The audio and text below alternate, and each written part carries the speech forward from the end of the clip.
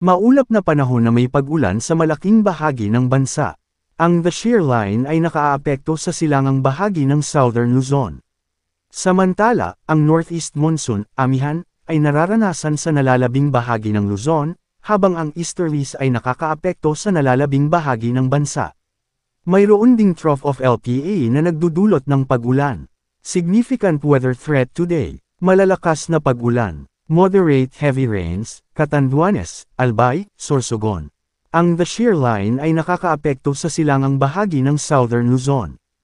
Maulap na kalangitan na may kalat-kalat na pag-ulan at isolated thunderstorms ang mararanasan sa Bicol Region, Quezon, Oriental Mindoro, Marinduque, Romblon, at Northern Samar. Ang trough of LPA ay nagdudulot ng pag-ulan sa Palawan.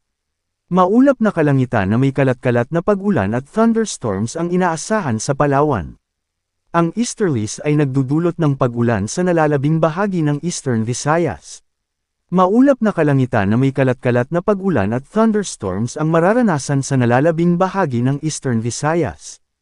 Ang Northeast Monsoon, amihan, ay nakakaapekto sa bahagi ng Luzon. Maulap na kalangitan na may light rains ang mararanasan sa Cordillera Administrative Region, Cagayan Valley, at Aurora. Patuloy ang epekto ng Northeast Monsoon, amihan, sa mas malaking bahagi ng Luzon. Bahagyang maulap hanggang maulap na kalangitan na may isolated light rains ang iiral sa Metro Manila at nalalabing bahagi ng Luzon. Ang Easterlies ay nakakaapekto sa nalalabing bahagi ng bansa. Bahagyang maulap hanggang maulap na kalangitan na may isolated rain showers o thunderstorms ang mararanasan sa natitirang bahagi ng bansa. Narito ang lagay ng alon at hangin sa mga karagatan. Ang extreme northern Luzon ay makakaranas ng katamtaman hanggang sa malakas na hangin mula sa northeast, na magdudulot ng katamtaman hanggang sa maalon na karagatan, 1.8 hanggang 4.0 metro.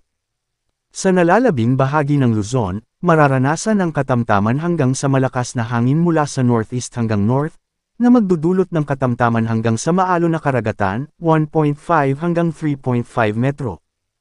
Samantala, ang nalalabing bahagi ng bansa ay makakaranas ng mahina hanggang katamtamang hangin mula sa northeast hanggang north, na magdudulot ng bahagya hanggang sa katamtamang alon, 0.6 hanggang 2.5 metro.